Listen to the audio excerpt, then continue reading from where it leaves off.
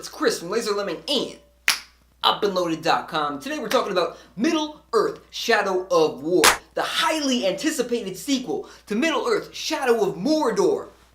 Came out like October 2017, which in video game years is about 12 years ago. So this game came out 12 years ago, ruffled a lot of feathers. Because like I said, it was a sequel to a pretty popular game, new in the franchise of Lord of the Rings. You know Lord of the Rings, that's the same universe that came from the books by Peter Jackson.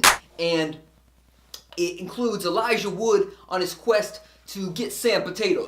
So they made some video games about it, and people seem to like them, action RPG type of games. At least the first one. People really dug the first one. I guess it had some flaws. Took the combat from the Batman Arkham games and put it in Nerdland. People loved it. So they came out with the sequel, and people like myself had some issues with it because the sequel was designed around microtransactions, in-game currency, that sort of thing. It was designed as a grind to make the game unfun. And boy, oh boy, did they succeed. So the controversy was swirling around this game like a perfect storm. George Clooney was there and everything. And George Clooney and myself were both saying, hey, listen, Warner Brothers Interactive, they're the publishers of this game. You guys got to cut this shit out because you're trying to ruin single-player games now. The video game industry has had their fist deep in the multiplayer arena. Online multiplayer games have been screwed for a while. You got your Call of Duty games having challenges that are meant to literally manipulate the player into wanting to buy more loot boxes. You have to watch other players open loot boxes to a completed challenge. It's just garbage. That sort of thing. There's actual patents out there from Activision and I think EA as well, showing that they are designing these games around manipulating players and pushing them constantly towards forking over more money. And you have publishers like Warner Brother, and the other brother, Warner Brothers Interactive, have been finding ways to leverage this same kind of schemery into their single-player games. I believe Square Enix tried some similar things with Deus Ex: Mankind Divided. That's the last Deus Ex, I believe. So you have these publishers that are figuring out ways to get slimy, to get their slimy hands into your single-player games. There's all these people out there that say, hey, I don't care.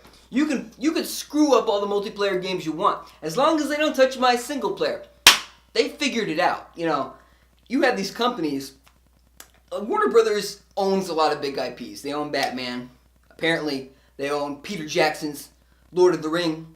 And they're Warner Brothers. You know, they own the entire DC universe, yada, yada, yada. So you have these companies that have these IPs based around big stories. So creating a single-player game is kind of a natural fit for a lot of these IPs. And it doesn't mesh too well with the single-player aspect of games that people used to enjoy. You know, Batman, Arkham Asylum, Arkham City, those kind of games were heavily based in a single-player world. They're expensive AAA games, cost a lot to make, and blah, blah, blah, blah, blah. Turns out, video game industry is saying, hey, you know what? We are making a lot more money on microtransactions than we are on just creating a game, selling it, and that's it. You know, here's your content. Enjoy. Thank you for the money. Transaction over. They don't like that anymore. The idea now is give us $60 or, you know, give us $80 for the real game or $100, $150, whatever it is. And then later, we'll give you the rest of the game on a constant basis. We'll call this games as a service, and you can just constantly fork over money for virtual currency, loot boxes, whatever. Whatever it is, whatever way you'd like us to screw you, we'd be happy to oblige. As long as it's on a constant basis. As long as you're constantly forking over money. Warner Brothers figured it out, and they said, you know what? We have this single-player game. It's a sequel to a game you liked. That game was a Trojan horse. Shadow of Mordor was a Trojan horse for Shadow of War. They were waging Shadow of War on you. And, you know, for a while they won. And lately, as of yesterday, Monolith Studios, I believe that's the name of the studio that developed the game, they put out a statement. And let me read that statement for you. Just gotta unlock my phone. Maybe I'll cut this out of the video, but I don't know. Yeah, I'm cutting it. Mr. Monolith writes, in regards to the orc boxes, you can unlock orcs to be in your army, and it's quicker and easier to unlock these orcs by paying Warner Brothers money. You know, Warner Brothers said, hey, give us some cash, we'll give you more orcs. And while these orcs were completely earnable through the game for free, they purposely made the game a complete grind, complete pain in the ass in order to get them, in order to get the ones you want. And here's their enlightened response down the line.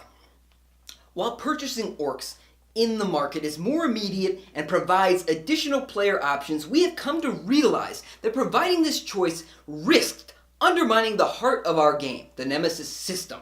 It allows you to miss out on the awesome player stories you would have otherwise created, and it compromises those same stories even if you don't buy anything. Simply being aware that they are available for purchase reduces the immersion in the world and takes away from the challenge of building your own personal army or your fortress.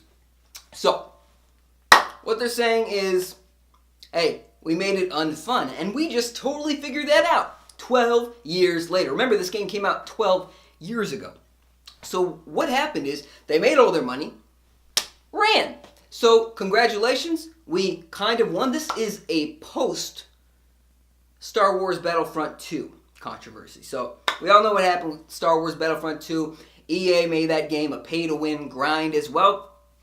And they got reamed for it. They got reamed publicly for it.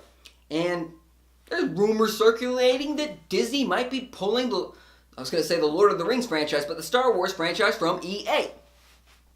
And I don't know how well the Lord of the Rings franchise fits with Warner Brothers Interactive. I don't know how long they have the rights to that. But I gotta imagine they don't like the idea of losing rights to that sort of thing. So they made their money, and now they're saying, hey, we just figured out that this was a bad idea, that players don't like this, even though players were saying this well before the game came out, and they were very defensive of it at the time. So this is still a win. This is not a loss for us, but if they do it again, Monolith, Warner Brothers, if you do it again, not just in Shadow of War 3 or whatever the hell you want to call it, in the next Batman game, next DC game, whatever, if you do this crap again, you've learned nothing.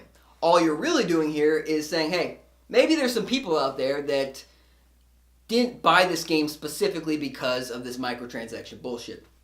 And now we want you to buy it. Because we're not really making any money off of it anymore. Because video games, the video game industry, especially this big AAA industry, so much of the sales are front loaded. Unless you're Nintendo, you're not selling a ton of these games 12 years later, 6 months later, whatever you want to call it. You're not going to keep selling the games. They're not evergreen titles for the most part. People eat them like a snack and throw it away. They're done. They're on to the next thing. Right now they're talking about Far Cry 5. Right? So people have moved on, and there's still some people that are ready to jump on the bandwagon. Maybe, there might be a Game of the Year edition looming in 2018. What do you think the odds of that are? What do you think the odds of a complete edition coming out at $40 are sometime this year? I think it's pretty good. But in the meantime, this is still a win.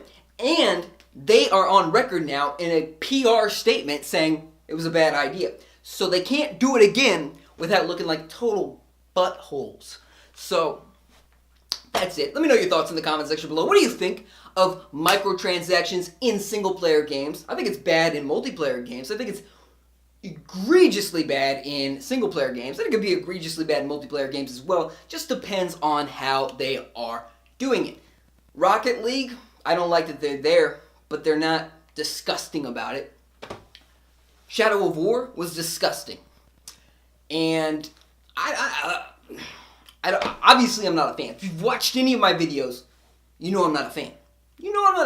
But I want to know your thoughts in the comment section below. I know there were a lot of people at the time, by the way, that were defending this crap, saying, hey, you don't have to do it. You don't have to do it. It's just an option. Player choice. What do you think about player choice? My choice was to not buy the game. But I'd like to know your thoughts in the comment section below. Subscribe for more if you haven't already. By the way, there's going to be a stream if you're watching this live. Even though you can't, this is a pre-recorded video. If you're watching this on the day this video came out, April 4th, by the way, in America time, Pacific Standard Time, maybe around 9 p.m. tonight, I'll be doing a stream. I've been doing streams lately as well, if you haven't noticed. I like to do streams, and it's not just me playing a game quietly looking at the screen. I like to talk. I talk a lot. And if you want to comment in these videos, your name will show up in the video. So that's great.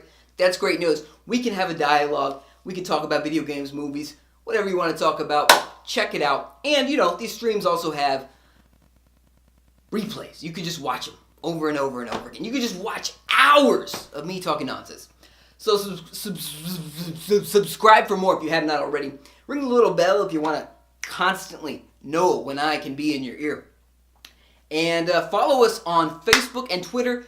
Links in the I was going to say the comment section below, but don't click any links in the comment section. No, bad idea.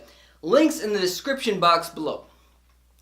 Boy, oh boy, oh boy. Thanks for watching. Subscribe for more if you have not already. I haven't said that enough. I love you.